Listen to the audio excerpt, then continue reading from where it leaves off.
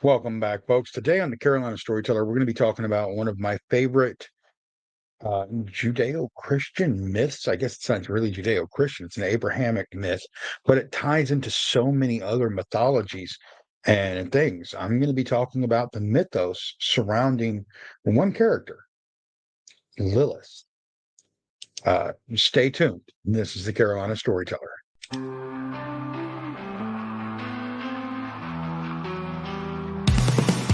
The dark woods where shadows creep, stories rise as the campfire reaps.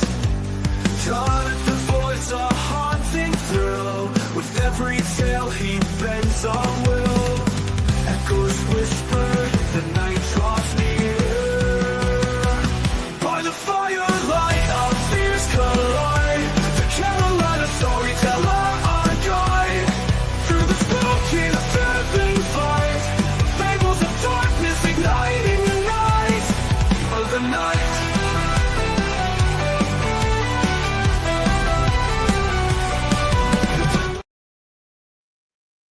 Hi, folks. Welcome back to the Carolina Storyteller. I am your storyteller, Jonathan Phoenix.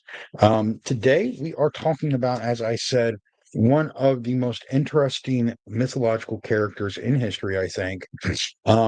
Technically considered the mother of evil, the mother of demons, the mother of vampires, the mother of werewolves, basically mother to a lot of things except for humanity, even though by most standards, she was one of the first humans. Now, before we get started, I remind everyone to support the show by going to patreon.com/, the Carolina Storyteller. You can get, of course, every episode ad free. You can also get lots of bonus content, and you can get access to Valmont behind the scenes. You can get access to not just paranormal behind the scenes. You can get access to, actually, now we're putting up chapters of Valmont Fade to Black, which will be the first book from the Valmont series. That'll be coming out after we finish season one. On top of that, Through the Flames, Redcoats, all of that, it's at patreon.com/, the Carolina Storyteller. You can support this show, you can support the other shows, and you can be part of our big Carolina Storyteller family. With that being said, one other thing I do want to plug, Atomicon is coming up May 3rd and 4th at the Trident Technical College Convention Center in North Charleston. I'm going to be there. The Vampire Queen Jackie's going to be there. Stevie from Truth or Demons is going to be there. Dr. Paul Flowers is joining us. I believe Nick may be there, our sound director. Marshawn's going to be there, our sound designer, who's been working on the show since Atomicon from last year when I recruited him after meeting him at a booth at Atomicon. So it's going to be a lot of fun. There's going to be lots of great things going on there. You should come down and be a part of it. If you're not planning to already, you need to make those plans. May 3rd and 4th, Trident Technical College Conference Center. Be there. Not asking you twice. Be there. Be at Atomicon. I mean it. Show up. Anyway, now that we're done with that, let's get on to today's story. Today's story is actually a myth, legend, ancient history. I don't know what to place it as because this character is really interesting.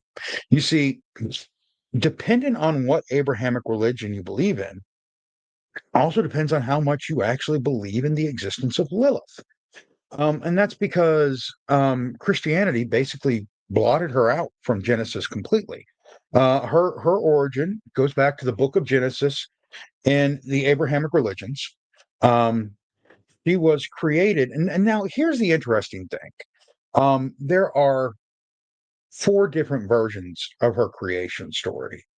And dependent on who you want to believe and who you want to listen to is kind of where you put her creation story. Now, granted, the oldest versions show her either created at the same time or with Adam. Um, but later, she was created after Adam in some legends. And the reason why I say later is because when you look at when these origin stories were written down, um, they come later. Now, there are some stories that are around the same time that say she came first. But however it was, and we're going to go with the most well known, which is that Lilith was created with Adam. Now, there are some stories that say that Lilith was created literally with Adam. They were created as one body with two faces on either side, one male, one female. They were combined into one to basically be the perfect entity, but they couldn't work together as they were. So Jehovah, seeing this, split the two of them in half, creating man and woman. And this is the first man and woman. Um, Now, there is another story, and the reason we're going with this one is because, and I'm going to tell you the other story, and you're going to be like, yeah, let's go with the first one. And the other story is that Adam was created by himself, and when he saw that all the animals had mates, he wanted to take one of the mates for his own, but none of them fit right, and so he begged God for a mate. And that just sounds a little weird to me on Adam's behalf. So we're just going to ignore that story. Besides that, that is the most recent of the stories. And honestly, whoever wrote that is a little twisted in the head, I feel. I don't know. And granted, this is all ancient mythos, so who knows? Maybe that's what happened. Maybe Adam was out there trying to bang goats. And anyway, we're gonna skip over that, get past that, and just say that the two of them were created together. Whether they're created as one body or created at the same time as two separate bodies is up for debate. But Lilith and Adam were created together. And they were created just like all the other mated pairs to kind of live and prosper in Eden. Now, based off of what I'm understanding from the reading and everything, humanity was on Earth. We were actually there. It's in the legends. What was created in Eden were the guardians of Earth, a different version of humanity, basically. We were placed there to help rebuild Earth because God was going to clear the planet of problems. And this is at a time, this is where we get legends of him throwing, and the name Yahweh is used here, where he tosses creatures like Leviathan, Beelzebub, Baal. All of them get tossed into hell. This is where we get the creation of actual hell, is during this time, is when they're in Eden. He is getting rid of all the evil things on the planet while we are being kind of groomed to take over the planet. And so he's created Adam and Eve, or Adam and Lilith originally. Lilith doesn't like being told what to do. She thinks that she should be in charge. Adam thinks that he should be in charge. Lilith will not yield to Adam on anything. Um, they have to kind of, every time they go to make a decision, Lilith is very strong and opinionated and sticks to her points and does not give an inch.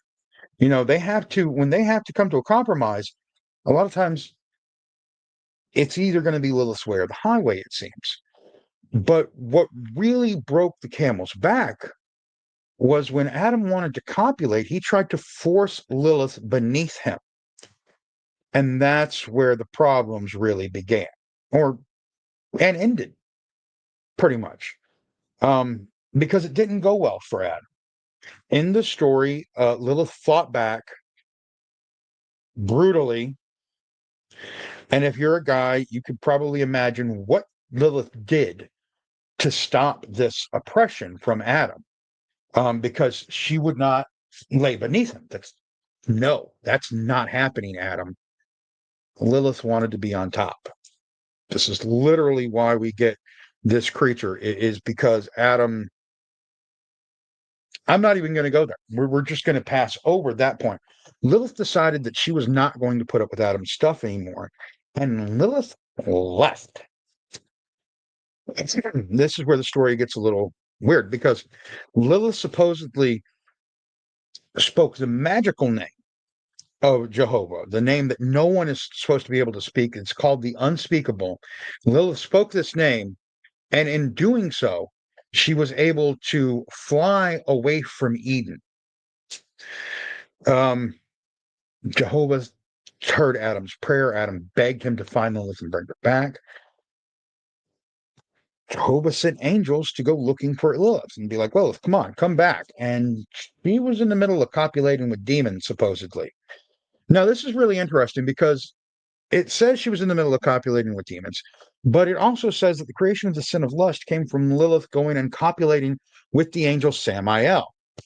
Now, what's interesting is the archangel Samael was also one of the ones sent to find Lilith, but supposedly she was out having a sex orgy with demons. I don't know why all the stories kind of intertwine with sex, but they do. And Lilith was giving birth to other demons.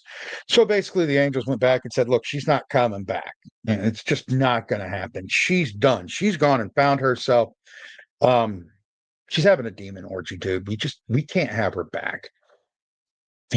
And so to make Adam happy, God took one of his ribs and created Eve. And we all know that story. That's not the story we want to talk about. We want to talk about Lilith because Lilith apparently was they were given abilities.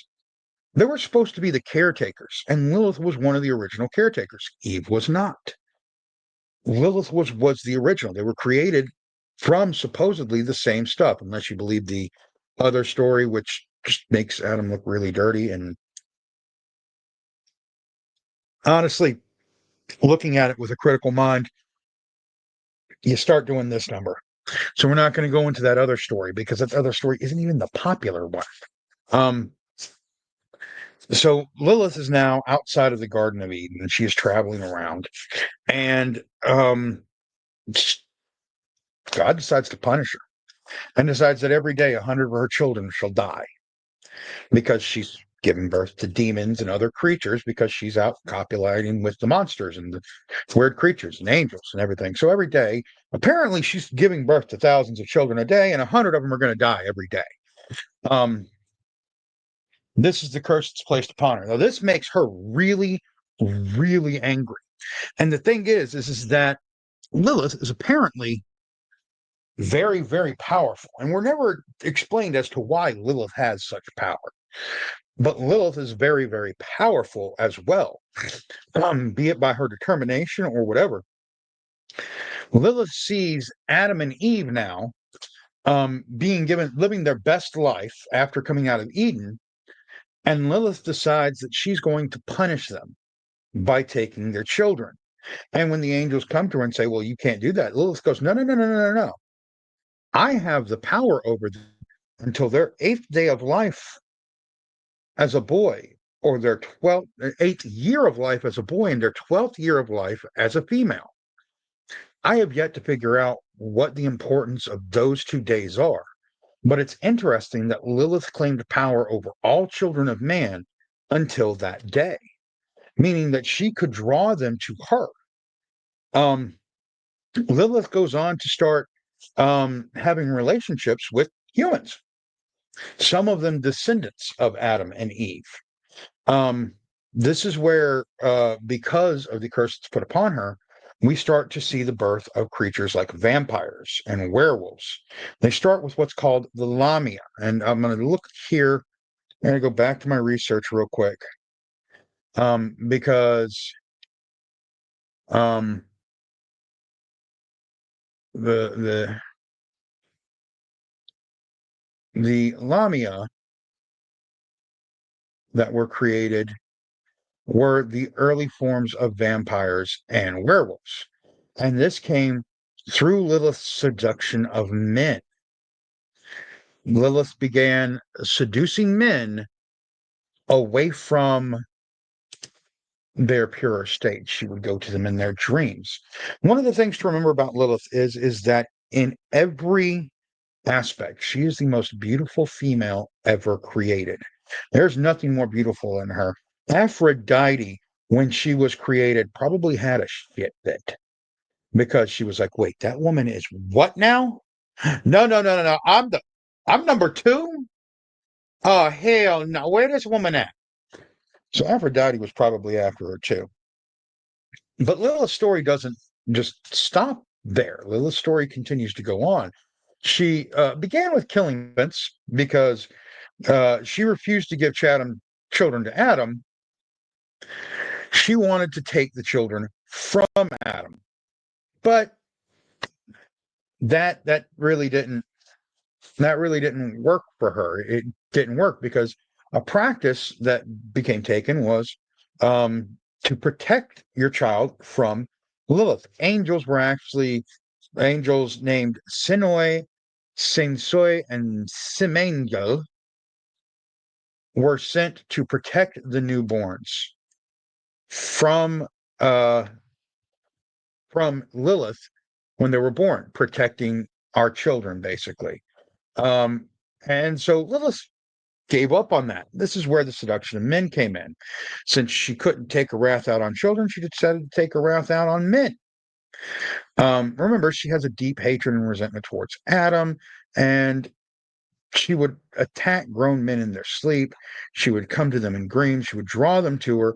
She would have sex with them, and then she would give birth to the Lamia, um, who were known to drink the blood of men. She also created the Nama, and the Lamia and the Nama are the earliest forms known of werewolves and vampires in legends.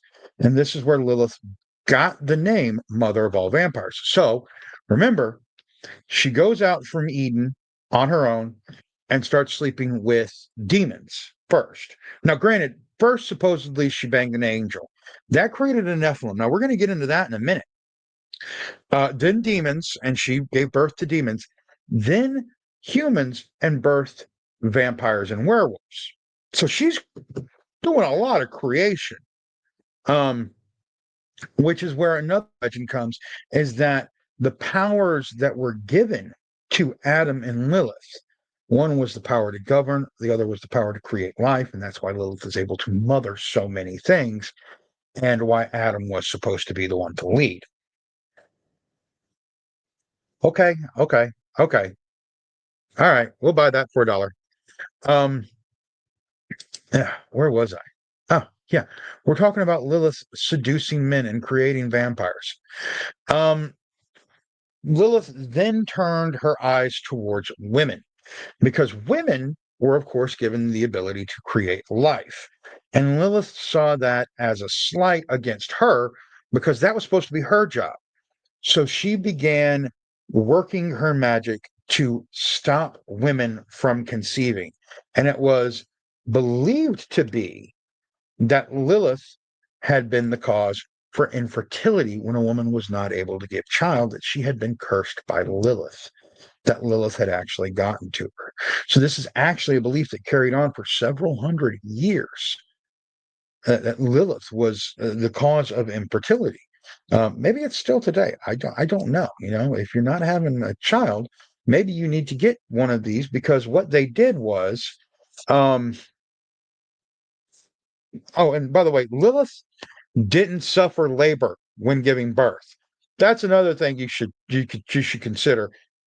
Lilith had no problems having babies, but she could take that ability from others. So there were protective angelic amulets that would be given to women who were trying to conceive or becoming pregnant, so that Lilith would not be able to stop them from giving birth. Now, what a lot of people misconceive is that um, Lilith is inherently evil. She's not. In fact, Lilith kind of gave up. Honestly, that's the legend. Is that eventually she just got tired. Lilith was angry, so Lilith was attacking, but she wasn't attacking just randomly. She was attacking the descendants of Adam. Now, this is important because it turns out that there are more than just the descendants of Adam on the planet. So anyone that was not descended from Adam didn't have a freaking problem with Lilith. Lilith didn't care about them. It was just Adam she was mad at, because she felt that Adam took her place away from her by having Eve created. Adam couldn't force her, so he created something to be forced. And Lilith literally, for the longest time, raged against Adam and his descendants. But eventually, it seems Lilith just got tired. She became a queen. She had her own kingdom for a while, and that kingdom was ran by Canaanites. And there she had a child named Heba, who apparently married a god, a storm god. Now, there are arguments that this storm god may or may not have been God, which doesn't make a lot of sense. But Heba was considered the wife of um, a storm god, um, and was apparently a child of Lilith, who led the Canaanites. And this is why there was a problem with the Canaanites in history, and why they were after Lilith, of all people. Um, the end of Lilith's story is kind of fizzles. Lilith kind of gets tired of what she's doing and just goes off on her own. Um, no one knows how Lilith went away. She just kind of petered off and left. Like, she said deuces. There are testaments that Lilith reigns in hell. She is one of the rulers in hell. But supposedly her kingdom is kind of separate from hell. There are testaments that Lilith has just set up some quiet shop on Earth, and she's just sitting there. Lilith could be running your favorite vegan bakery, for all I know.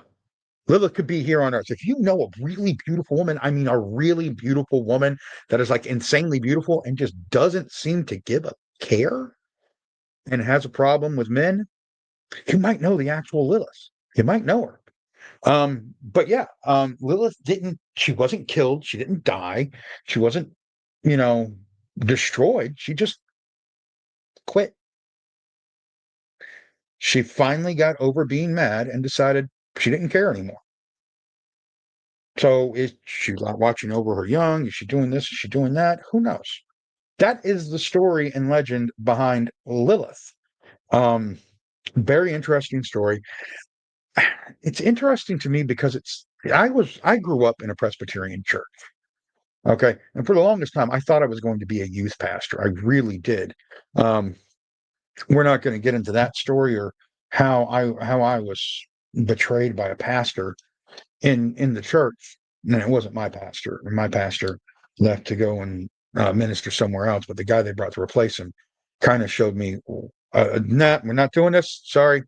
Anyway, but I was raised on the Bible. I've read the book. Okay, I know Genesis, Exodus, Leviticus, Numbers, Deuteronomy. Been there, done that. I know the old stories. And what's interesting to me is that Lilith was left out of so many iterations. Anything modern, anything um, post Constantinople, I think. Even in Jewish texts, Lilith is left out of a lot of it. She's kind of been omitted. And it's only by going back and looking at ancient historical documents to look at where this stuff came from and actually studying and researching that you can find where she actually was. Now, granted, she is mentioned in a lot, and I mean a lot, of other mythology. She's in Hindu mythology. She's in there's a version of Lilith in many Asian religions. Lilith shows up in so many other places, including Greek and Roman mythology, and yet Lilith doesn't show up in modern Judeo Abrahamic religion texts. It's like she's been omitted. And I find that really, really interesting because, I mean, I'm sorry, might be getting on a soapbox here, but if there's a book that somebody tells you don't read, you should probably read it. Okay. Especially if it's something that they're trying to keep from you. You know, if they're trying to bar you from reading it, there's probably a reason they don't want you to read it. There's information in there they don't want you to know. Now, is it going to be good information for you to know? I don't know, but you should probably read it. That's just my saying. There are books like 1984, George Orwell's Animal Farm. These books or Fahrenheit 451. You know, these are great books, and they're on the banned books list, and I'm like, why? And here we go. Lilith has been removed from a lot of text and hidden by a lot of religious leaders. And I'm like, why. So that's why Lilith is such a fascinating character to me, and I hope she's fascinating to you all as well. Anyway, that's our story for today. I am the Carolina storyteller, Jonathan Phoenix. I want to thank you all for being here with me. Remember, support the show by going over to patreon.com/the Carolina Storyteller. Again, that's patreon.com/the Carolina Storyteller. And you can also get Carolina Storyteller merch, not just paranormal merch, and Valmont the Black Raven Chronicles merch at thecarolinastoryteller.printify.me/products. Get over there right now. That's still the Christmas banner from before. Yeah, I know it says get your stocking stuffed, but you know what? I stuff stockings too. What can I say? I'm the gift that keeps on giving. Ladies and gentlemen, I am the Carolina Storyteller. I want to thank you all for being here. Stay spooky, my friends. We'll see you next time.